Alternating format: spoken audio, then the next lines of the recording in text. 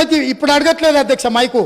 ఒకవేళ ఇప్పుడు నేను ఇంతసేపు మాట్లాడినా మైక్ అడిగిన ఉంటే మీరు మైక్ ఇచ్చుంటే వారు మాట్లాడుతుంటే వారు మాట్లాడడానికి మైకు తీసుకొని ముందుకు వస్తే ఇవ్వండి అధ్యక్ష. ఇది ఒక మంచి కాజ్ కదా, ఈ ఒక్క మంచి కాజ్కి వారిని ముందుకు వచ్చినందుకు మైక్ ఇవ్వండి అధ్యక్ష. గౌరవ కేటీఆర్ గారు స్పీకర్స్ ఆయనకు బ్రేక్ తీసుకోవాలంటే బ్రేక్ తీసుకోమన్నాడు సార్, మాకేం అభ్యంతరం లేదు.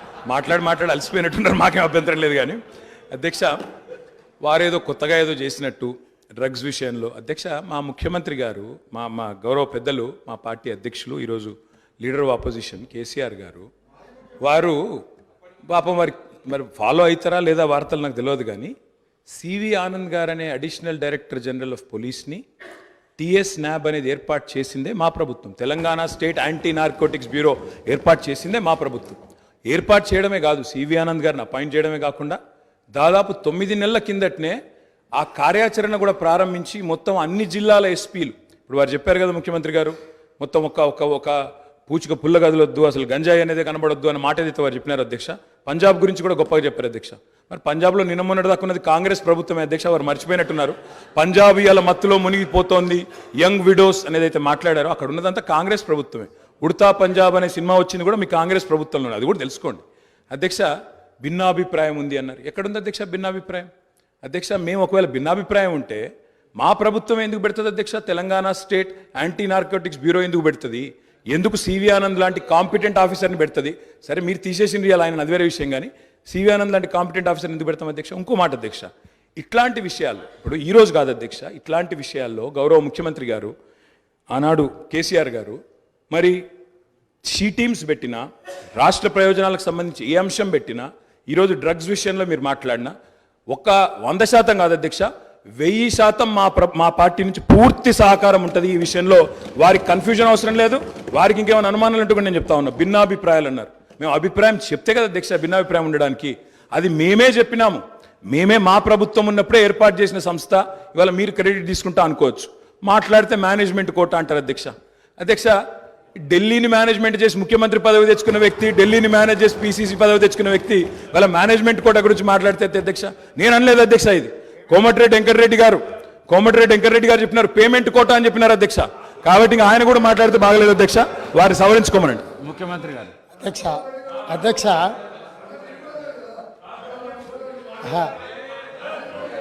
అధ్యక్ష సభ్యుడికి ఇట్లయినా పరివర్తన వస్తుందేమని నేను అనుకున్నా. ప్రజాస్వామ్యంలో 49కి 0 వాల్యూ ఉంటుంది, 51కి 100% వాల్యూ ఉంటుంది. ఎందుకంటే 51% ఓట్లు, 51% నెంబర్ ఉన్న వాళ్ళు ప్రభుత్వాన్ని ఏర్పాటు చేస్తారు. 49% ఉన్నవాళ్ళు ప్రతిపక్షంగా కూర్చొని ప్రభుత్వం తీసుకునే పరిపాలనలో నిర్ణయాలను, శాసనాలను సహేతుకంగా విశ్లేషించి సలహాలు సూచనలు ఇస్తారు. సలహాలు సూచనలు ఒకవేళ ప్రభుత్వము పెడచెవిన పెడితే నిరసనలు, ధర్నాలు, రాస్తారోకలు చేస్తారు. అవసరమైతే ఆమరణ నిరాహార దీక్షలు చేసిన కూడా సందర్భాలు ఉన్నాయి.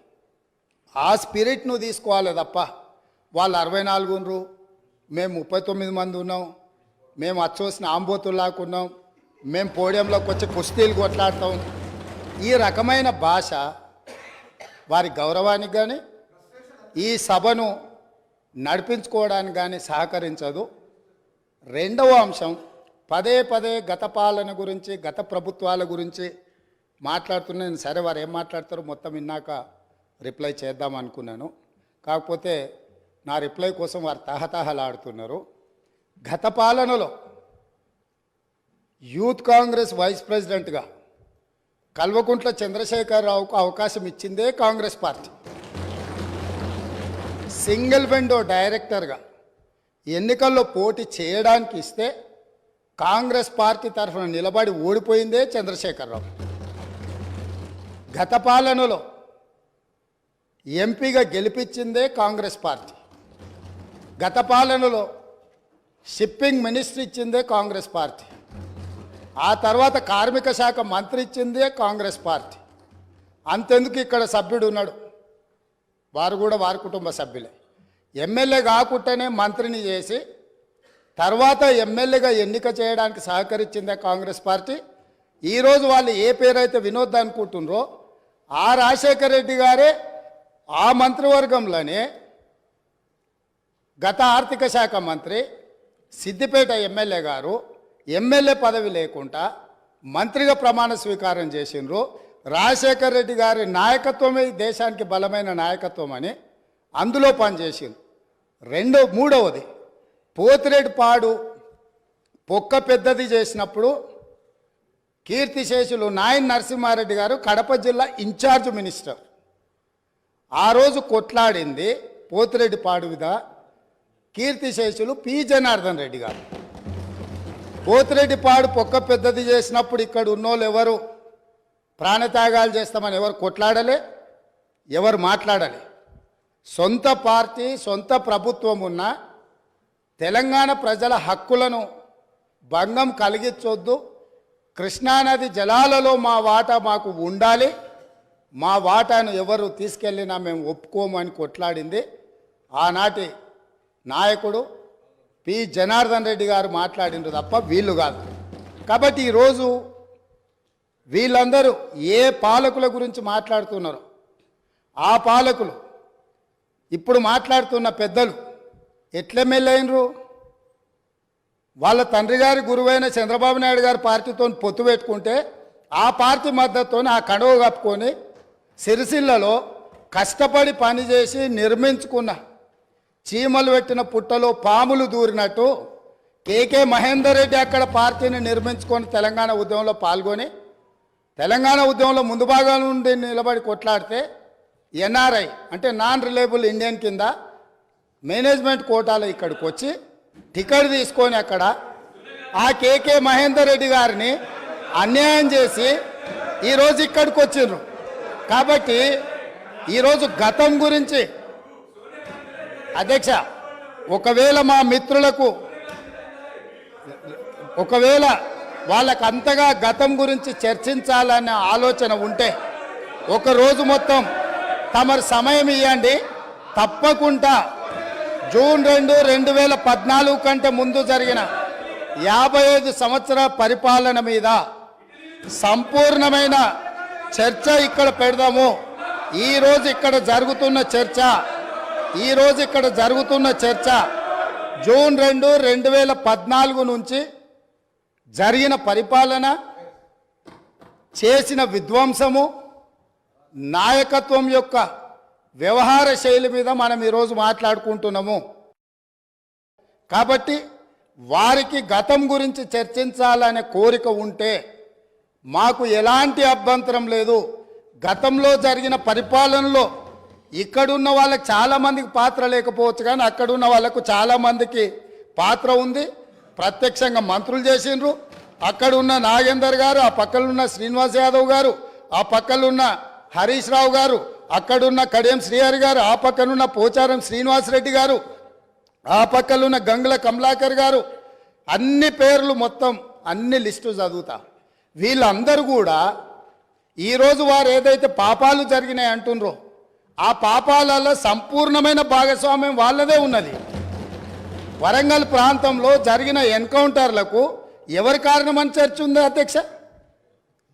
ఈరోజు వారే మాట్లాడుతున్నారు. ఏమని గవర్నర్ ప్రసంగంలో మొత్తం కాంగ్రెస్ పార్టీ మేనిఫెస్టోనే పొందుపరిచిండ్రని చాలా సీనియర్గా పనిచేసిండ్రు మంత్రులుగా. గవర్నర్ గారి ప్రసంగము పార్టీ యొక్క ఎన్నికల మేనిఫెస్టోను మంత్రివర్గంలో చర్చించి మా ప్రభుత్వం యొక్క భవిష్యత్ కార్యాచరణను మంత్రివర్గం ఆమోదం చేసిన తర్వాతనే గవర్నర్ గారు ప్రసంగిస్తారు. పరిపాలనలో అనుభవం ఉన్న వాళ్ళు, గతంలో ఈ రకమైన నిర్ణయాలు చేసిన వాళ్ళు కూడా ప్రజల్ని తప్పుదోవ పట్టించడానికో లేకపోతే వాళ్ళ యజమానులను సంతోషపెట్టడానికో ఎందుకు మాట్లాడుతున్నారో నాకైతే తెలియదు. నేను సభ్యుడికి సూచన చేస్తున్నా. నేను చాలా విషయాలు ప్రస్తావించిన, తప్పకుండా సావధానంగా 5 సంవత్సరాల సమయం ఉంది. సంపూర్ణంగా ఎక్స్రే తీసినట్టుగా ఎక్కడెక్కడ ఏమేమి ఉన్నాయో అన్నిటిని వివరిస్తాం. మా ఆర్థిక మంత్రి గారు, డిప్యూటీ సీఎం గారు జరిగిన విధ్వంసం ఏంది, ఆర్థిక నేరం ఏంది, అన్ని విషయాలు ఈ సభలోనే తమరి అనుమతితో తమరి అనుమతి తీసుకొని చర్చకు పెట్టి వాటన్నిటిని విశ్లేషిద్దాం. మేము సిద్ధంగా ఉన్నాం. సంవయనం పాటించి ఈరోజు గవర్నర్ గారి ప్రసంగానికి సంబంధించిన మీకు మనసు ఉంటే, తెలంగాణను అభివృద్ధి చేసుకోవాలన్న ఆలోచన ఉంటే అభినందిస్తూ మీరు ముందుకు రండి. లేదు మేము ఇట్లనే ఉంటామంటే పిల్లి శాపనార్థాలకు ఉట్లు తెగిపడవు. ఈ శాపనార్థాలు పెడుతూనే ఉంటారు జీవితకాలం. కాబట్టి దయచేసి ప్రతిపక్షానికి నేను సూచన చేస్తున్నా, మేం పాలకపక్షంగా మా విజన్ డాక్యుమెంటుని సభలో పెడుతున్నాం. మీరు సలహాలు సూచనలు ఇవ్వండి. సహేతుకమైన సలహాలు సూచనలకు ఎప్పుడు మేము సిద్ధంగా ఉన్నాము. ఎందుకంటే ప్రతిపక్షాలను గౌరవించడం అనే సాంప్రదాయం కాంగ్రెస్ పార్టీకి మొదటి నుంచి ఉంది, ఇప్పుడు కూడా ఉంది. ఆ సాంప్రదాయాన్ని కొనసాగిస్తామని మీ ద్వారా వారికి తెలియజేయదలుచుకున్నాం.